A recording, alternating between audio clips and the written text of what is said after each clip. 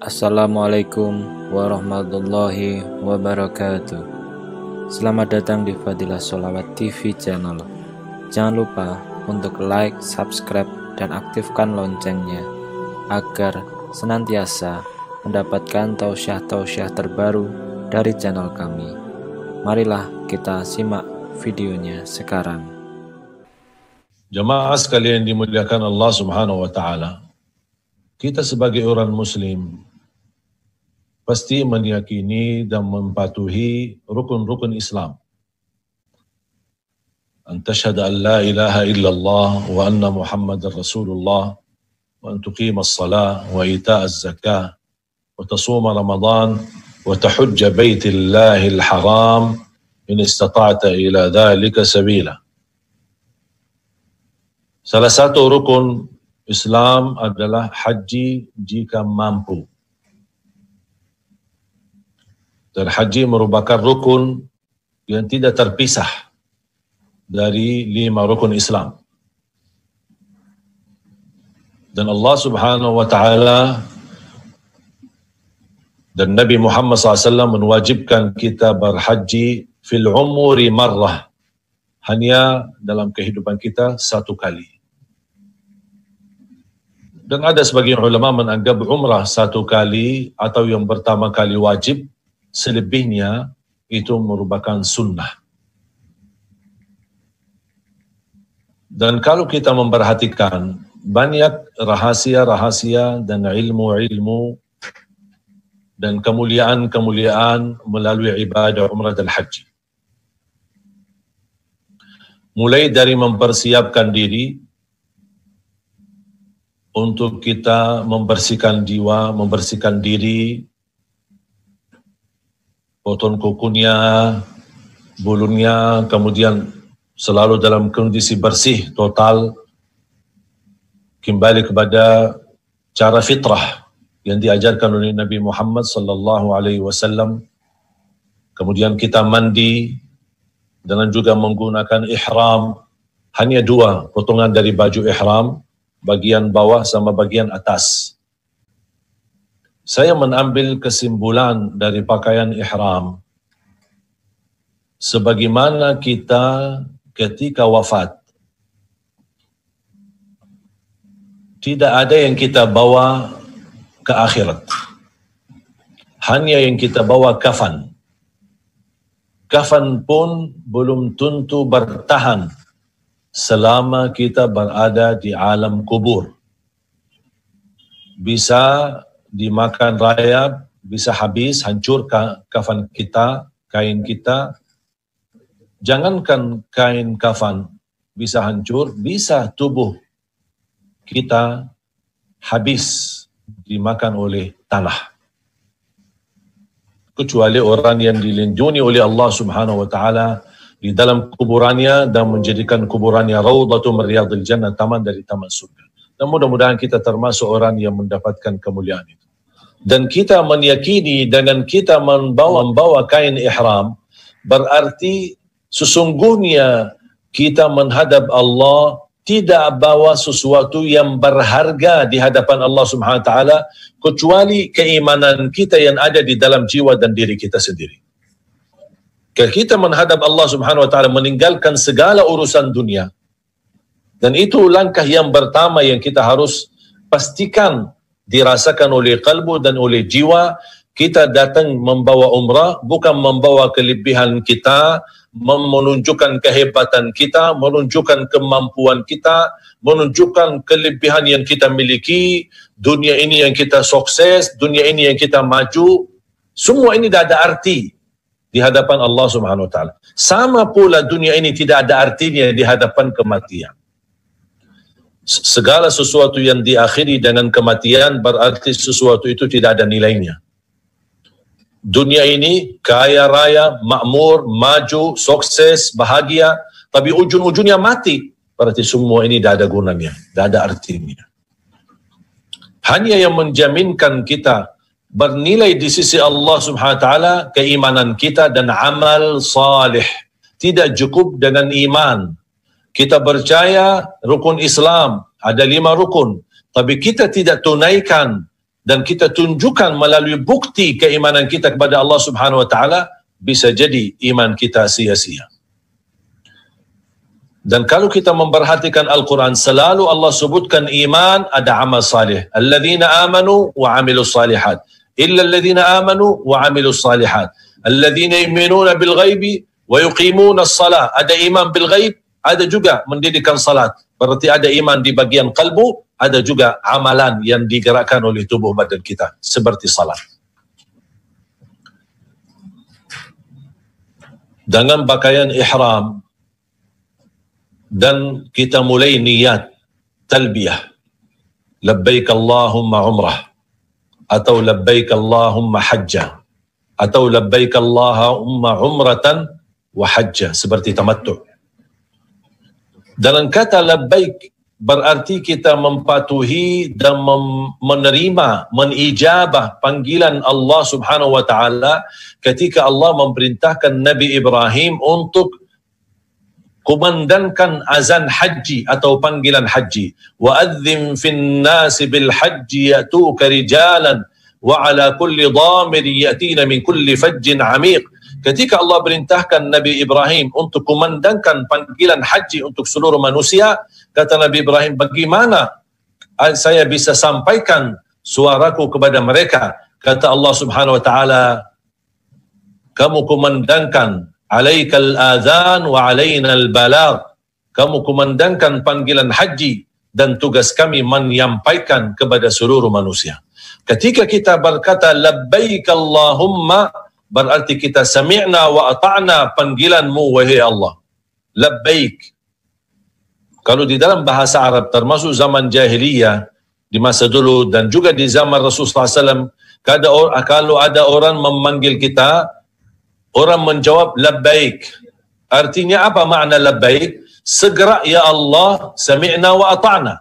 Seperti ada orang memanggil kita, ya fulan, hey fulan, kita jawab labbaik. Artinya saya sudah dengar dan saya segera proses untuk menijabah dan mendatangi.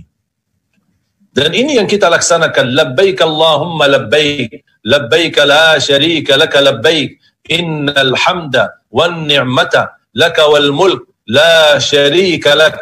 Kita bukan hanya taati, patuhi panggilan Allah melalui Nabi Ibrahim alaihissalam, melalui Nabi kita Nabi Muhammad sallallahu alaihi wasallam, panggilan umrah dan haji, berarti kita sekalian datang dengan membawa keyakinan dan iqrar kita tauhid kepada Allah Subhanahu wa taala. Labbaik Allahumma labbaik, labbaik la syarika laka labbaik. Kami patuhi panggilan ini, kami ijabah panggilan ini, kami taati panggilan ini bukan untuk siapapun selainmu ya Allah. La syarika lak di dalam panggilan tersebut. Labbaik Allahumma labbaik, labbaik la syarika laka labbaik, innal hamda wan ni'mata. Segala puji bagimu ya Allah, segala nikmat yang kami miliki. Di antara nikmat yang kita dapat, kami masih patuhi dan bisa mematuhi perintahmu dan panggilanmu untuk berhaji. Dan kita menjadi hamba yang merasakan kenikmatan perjalanan ibadah haji, perjalanan dengan berpakaian ihram, menjaga kebersihan, mulai dari niat pertama ikhlas dan tulus. Benar-benar kita, ini semua menunjukkan kenikmatan yang wajib kita sadarkan dan kita syukuri. Innal hamda wan ni'mata lakal hamd, labbaik Allahumma labbaik, labbaik la syarika laka labbaik, innal hamda wan ni'mata laka wal mulk la syarika lak. Segala puji bagimu, segala nikmat memang darimu ya Allah, segala kerajaan dan kekuasaan milikmu ya Allah.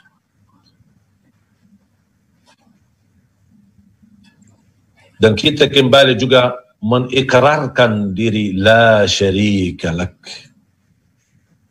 Dan itu makna daripada kalimat la ilaha illallah.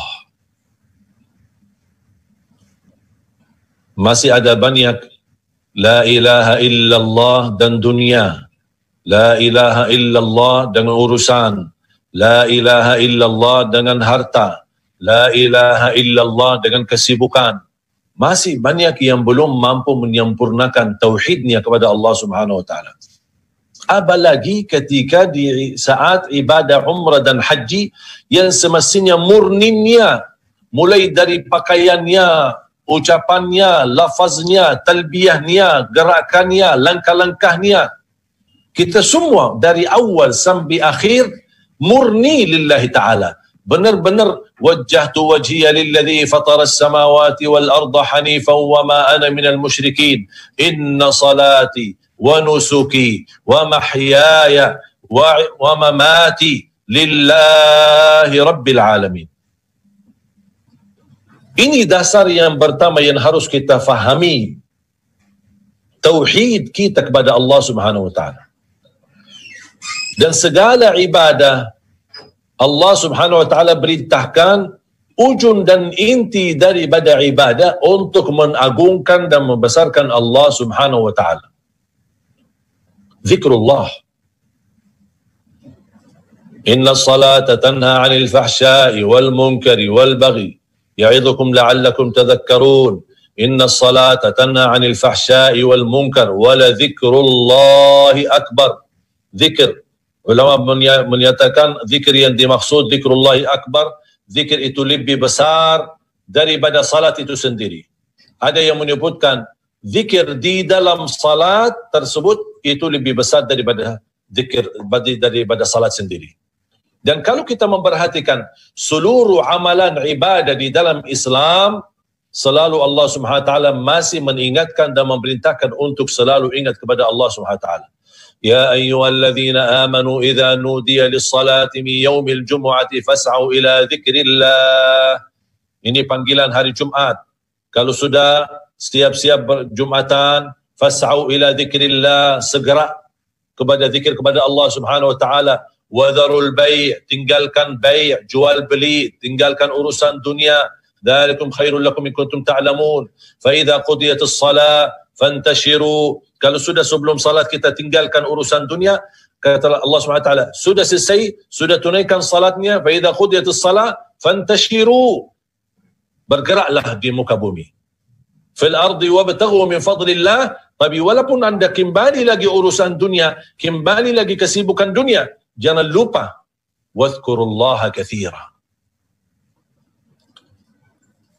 Agar apa? La'allakum tuflihun, agar kalian mendapatkan beruntung, menjadi beruntung di dunia dan di akhirat. Jamaah sekalian dimuliakan Allah Subhanahu wa taala, inti daripada umrah dan haji melatih kita bagaimana kita bisa membawa dan terapkan iqrar kita kepada Allah Subhanahu wa taala melalui tauhid. La ilaha illallah, labbaik Allahumma labbaik, labbaik la syarika laka labbaik, innal hamda wan ni'mata laka wal mulk la syarika lak. Dalam perjalanan dianjurkan ketika kita berjalanan menuju umrah dan haji, dianjurkan untuk kesibukan untuk selalu mengingat Allah Subhanahu wa taala melalui talbiyah. Rasulullah SAW bersama sahabatnya bertalbiyah sampai serak suara mereka. Semangatnya tidak pernah naik bukit, pasti dia bertakbir. Ketika dia berjalanan, jalannya rata, subhanallah. Ketika dia menuju turun, alhamdulillah, la ilaha, selalu menggunakan zikir dalam keadaan apapun dalam perjalanan. Dan mereka sibuk dengan talbiyah. Sedih kalau kita melihat,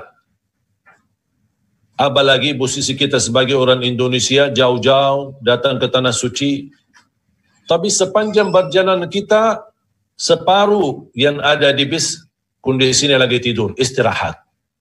Padahal talbiyah baru hanya diucapkan berapa kali. Sudah langsung kita merasa capek, merasa bosan. Karena memang dari awal langkah ketika kita talbiyah dan menggunakan ihram, kita belum merasakan betapa mulianya posisi kita sedang menuju ke rumah Allah, menjadi tamu Allah. Bagaimana kita tinggalkan dunia. Dan ini merupakan nikmat yang Allah berikan. Kemampuan dari segi harta, kemampuan lahir, kemampuan batin, agar kita bisa menggunakan ihram, bisa bertalbiyah, bisa berjalan, naik pesawat sampai kita ke tanah suci. Ini semua merupakan nikmat yang sangat luar biasa. Tapi jangan-jangan karena mungkin salah satu sebab sering kita melihat orang kepergian haji dan umrah akhirnya menjadi sebuah kebiasaan, atau bisa jadi kita yang sudah berkali-kali umrah atau haji sambil menjadi sebuah kebiasaan. Padahal yang kita baca di dalam talbiyah, innal hamda wan ni'mata, agar kita mampu merasakan kenikmatan yang sangat luar biasa. Banyak yang berkeinginan haji, berkeinginan umrah, bahkan berkeinginan menggunakan ihram walaupun hanya sebatas dia pakai di rumahnya sendiri, agar bisa seolah-olah membayangkan kepergian umrah dan hajinya. Dia tidak punya kemampuan untuk belanja atau beli kain kafan atau beli kain ihram. Sedangkan Allah berikan kita banyak kemampuan. Dengan fasilitas yang tersedia, dari travel menggunakan ada manasik, belum lagi disiapin buk nasi sambil kita makan, muhasabah sambil kita makan, manasik sambil kita makan, naik pesawat kita sambil kita makan, naik bis kita menuju miqat sambil kita makan, dimanapun kita sambil makan. Dan ini merupakan fasilitas yang luar biasa, nikmat yang luar biasa. Bayangkan bagaimana perjalanan Nabi Muhammad sallallahu alaihi wasallam dari Makkah ke Madinah, dari Madinah ke Makkah ketika umrah tahun 6 Hijriah dan ditolak, tidak diberikan umrahnya, baru dirubahkan ke tahun 8 waktu Fatah Makkah. Banyak ujian yang dihadapi Rasulullah SAW dalam perjalanan. Kita alhamdulillah tidak pernah merasa capek. Fasilitas hotel, fasilitas makanan, fasilitas pakaian, pelayanan, berkhidmat, mutawif, memimpin kita umrah, sampai orang yang mohon maaf bodoh fikih haji dan umrah, jangan khawatir, hanya tinggal ikut-ikutan bersama mutawif, insya-Allah lancar dan bisa terlaksanakan umrah dan haji. Jamaah sekalian yang dimuliakan Allah Subhanahu wa taala, harus kita belajar untuk bagaimana bisa muhasabah melalui perjalanan umrah dan haji kita. Coba bayangkan kira-kira gimana perasaan seorang ketika dia mendapatkan panggilan atau undangan ke istana akan bertemu seorang presiden atau seorang raja. Semenjak dia menerima undangan dan panggilan tersebut sampai hari H, kira-kira gimana perasaannya? Apalagi hari H, kira-kira bagaimana persiapannya? Pakaiannya, wangi-wanginya, dia tidak mungkin menggunakan pakaian yang bekas. Dia pasti mencari pakaian yang termahal, yang terbagus, yang lebih rapi, yang mewah, terlihat lebih bagus, biar penampilannya menenangkan seorang yang akan didatangi. Perasaan yang bahagia ini semestinya kita rasakan semenjak kita sudah mempersiapkan diri untuk perjalanan umrah dan haji. Karena di situ kita akan menerima atau mendatangi istana Allah, rumah Allah terbesar sedunia adalah Masjidil Haram. Kita akan masuki di area Allah, akan menjadi tetamu Allah. Antum tahu enggak apa arti tetamu Allah? Kalau saya berkata, saya tamu presiden, orang lain mendengar pasti merasa bangga dan bahagia. Kira-kira kalau presiden sendiri berkata, ini tetamu saya.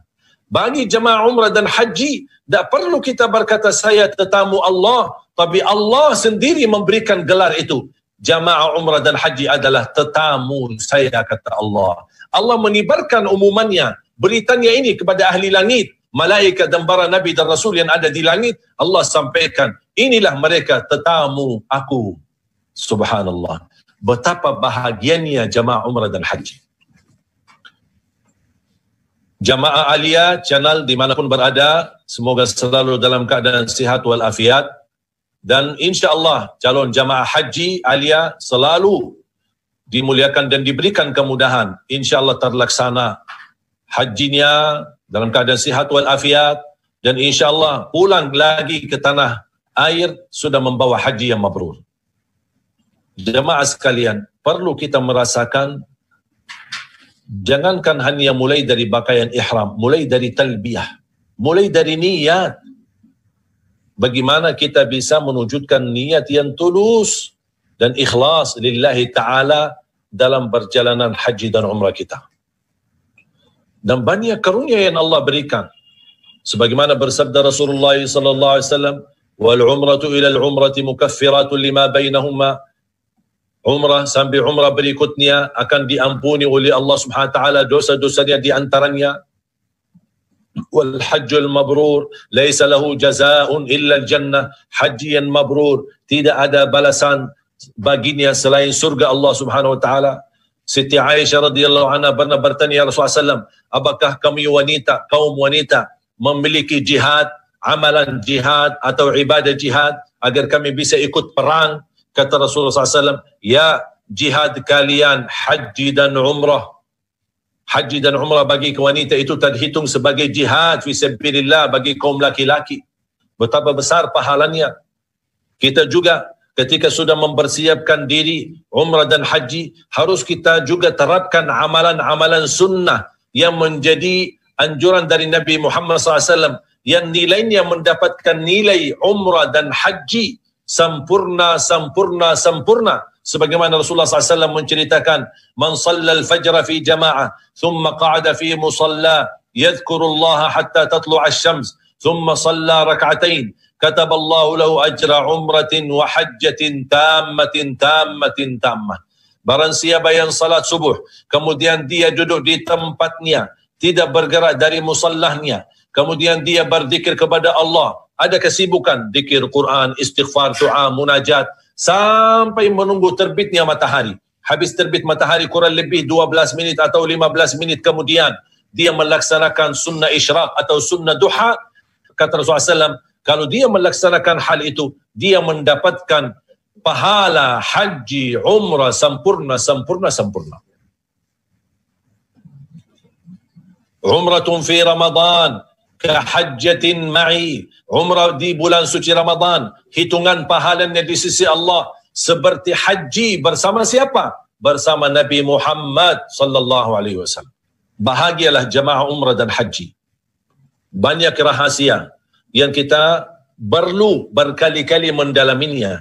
Belum saya memasuki rahasia tawaf, belum masuki rahasia Safa dan Marwah. Bagaimana kita melaksanakan salat di belakang makam Ibrahim alaihi salam, bagaimana kita multazam, bagaimana mencium Hajar Aswad, bagaimana ziarah Nabi Muhammad sallallahu alaihi wasallam dan menikmati melaksanakan salat di Raudah yang menjadi area dari surga Allah Subhanahu wa taala. Banyak yang hal-hal yang perlu kita pelajari dan fahami.